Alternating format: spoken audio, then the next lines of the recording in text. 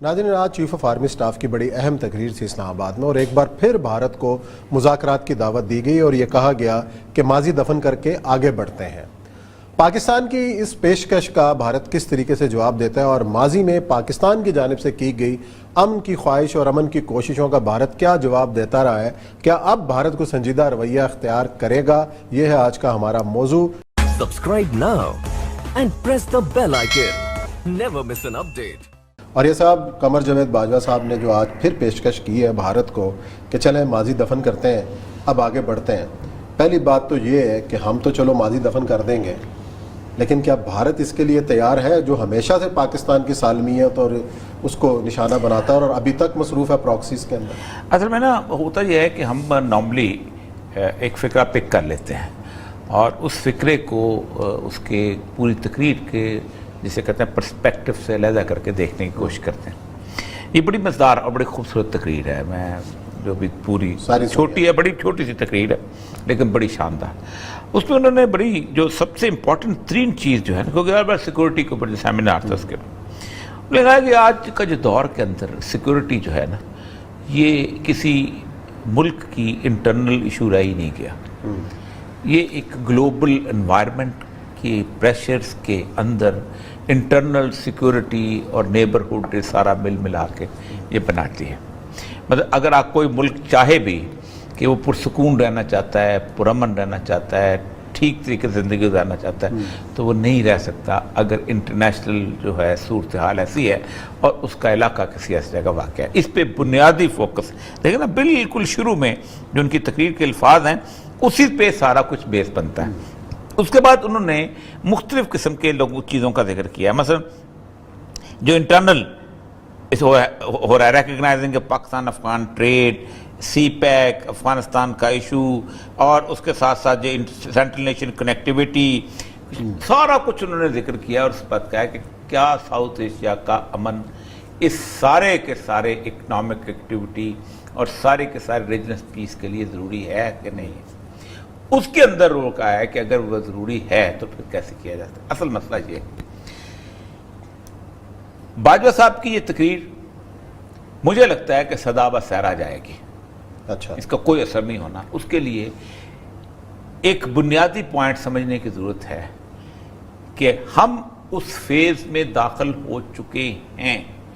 کہ جہاں international level کی ڈسپیوٹس جو تھیں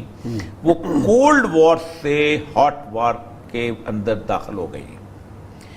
آپ کو یاد ہوگا کہ پہلی جنگ عظیم جو تھی وہ جن ملکوں کے درمیان لڑی گئی تھی وہ اب ملک دنیا میں ایگزسٹ ہی نہیں کرتے۔ ایک آسٹرو ہنگیرین امپائر تھی جس کو ہنگری بھی تھا اور یوگوسلاویا کے ساتھ کا علاقہ جو صوفیا شوفیا یہ وہ سارا تھا، بہت بڑی امپائر تھی۔ ایک جرمنی ہوتا تھا، ایک انگلینڈ ہوتا تھا، ایک خلافت عثمانیہ ہوتی تھی، یہ سارے، روس ہوتا تھا، یہ بڑی طاقتیں تھیں۔ آپ کو شاید یاد ہو کہ ایک بندہ تھا آسٹرو ہنگیرین امپائر کا ولی عہد شہزادہ، وہ بوسنیا کے پاس سے گزر رہا تھا اور گزرتے گزرتے اچانک سربوں نے اس کو قتل کر دیا۔ یوگوسلاویا کے اوپر یہ الزام تھا سربوں کے اوپر، کیونکہ روس کے ساتھی تھے، سربیا اس کو ہوتا تھا، کہ انہوں نے قتل کیا، تو انہوں نے کہا کہ ہم اس کا تاوان بھی دینے کو تیار ہیں، آپ سب کچھ کرنے کو تیار ہیں، آپ حکم کریں کیا ہے، مر گیا بندہ، اس کو مٹی ڈالیں، اس کو سب کچھ کریں۔ لیکن وار کے موڈ میں آ چکی ہوئی تھی دنیا، تو روس جیسا ملک جو ہے، جو کہ اس وقت ابھی تک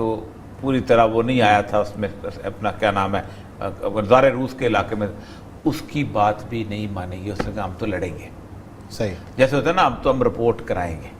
انڈیا کی پاکستان کے ساتھ جو دشمنی ہے، اس دشمنی کو دوستی میں بدلنے کی ایک قیمت ہے جو پاکستان کو پے کرنی پڑے گی اور جو انڈیا کو بھی پے کرنی پڑے گی، تب یہ بنتی ہے۔ اور وہ اس قیمت کو پے کروانے کے لیے دنیا کی طاقتیں جو ہیں، جو اس وقت وہ طاقتیں جو کہ جنگ چاہتی ہیں اور وہ چاہتی ہیں کہ اس دشمنی کی کو دوستی میں بدل کے، وہ یہ نہیں چاہتے کہ یہ امن ہو،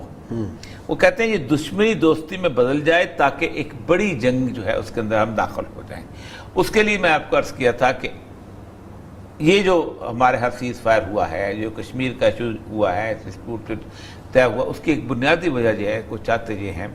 کہ یہ سارے کا سارا ریجن جو ہے اپنی پوری توجہ چین کے خلاف لگائے۔ جو بائیڈن کی گزشتہ 2 دن کی ایکٹیویٹی دیکھ لے، یعنی میرا خیال ہے after second world war, during cold world war, پہلے دفعہ ایسا ہوا ہے شاید کہ امریکہ سے روس نے اپنا سفیر واپس بلایا۔ ہمارے ہاں نارملی یہ ہوتا ہے کہ یہ آفر اس لیے بھی دینی شاید ضروری ہو گئی ہوئی تھی، اور آپس میں جو سیز فائر بھی اس لیے ضروری ہو گیا ہوا تھا کہ وہ کہتے یہ ہیں کہ جناب ایسا نہیں ہو سکتا۔ اب دیکھیں نا، ترکی نے پاکستان کو ہیلی کاپٹر دیے ان کے، اور آج میں وہ پوری کہانی مانگ پڑ رہا تھا کہ آپ کے تو لائسنس میں شامل نہیں ہے کہ آپ اس ٹیکنالوجی کو آگے دے سکیں۔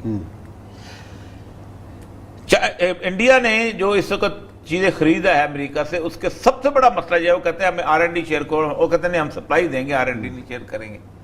ایک ڈسپیوٹ وہ بھی ہے۔ پھر وہ کویڈ کی صورتحال میں کہا، یہ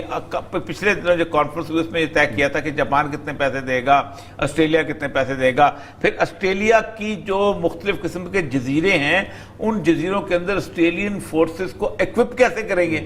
کیونکہ امریکہ چاہتا یہ ہے کہ جب کبھی اگر جنگ خدا نہ خواستہ چھڑتی ہے چائنا اور انڈیا کی اور پاکستان کا سارا ریجن انوالو ہوتا ہے، تو 4 سپاہی آسٹریلیا کے بھی مریں، 2 ایک جو ہے جہاز جو ہیں وہ جاپان کے بھی گرے، تاکہ چیز کو انوالو ہو۔ میں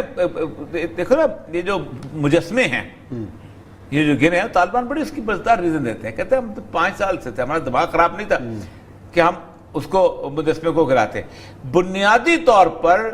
ہمارے چھوٹے لیول کی لیڈرشپ کو اکٹھا کر کے، خرید کے، کچھ کر کے انہوں نے مجسمے گروائے تاکہ جاپانی جو ہے نا وہ بھاگ جائیں، وہ ہمارا ساتھ نہ دیں کسی۔ اچھا، اور یہ سب آپ رائتوں کی بات کر رہے ہیں، پیشکش کی بات کر رہے ہیں، میرا تو خیال ہے کہ اب ماضی قریب کی اگر بات کریں تو جنرل مشرف صاحب کے دور کے اندر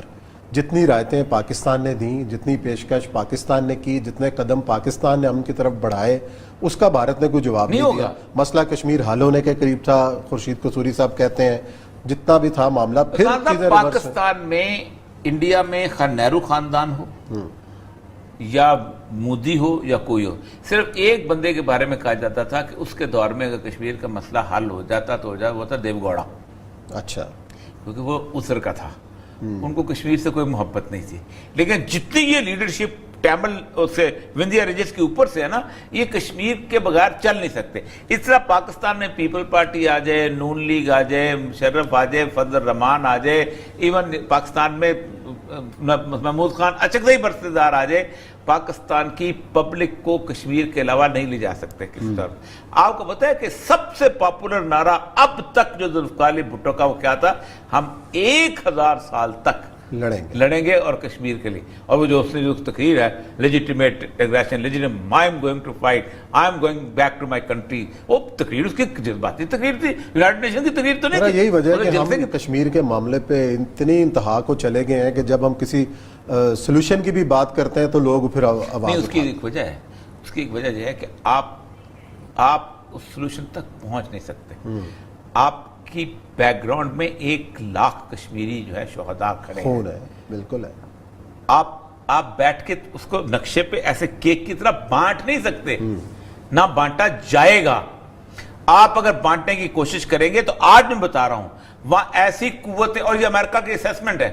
کہ ہم نے اگر اس کا مسئلے کا حل جو ہے بغیر اس کے کرنے کی کوشش کی تو ہوگا کیا کہ افغانستان میں پیس ہو جائے گا، کشمیر میں آگ لگ جائے گی۔ چلیں جی، دیکھتے ہیں اب کیا ہوتا ہے اور اس خطے کے اندر جو نئی صورتحال کس طریقے سے ڈیولپ ہوتی ہے۔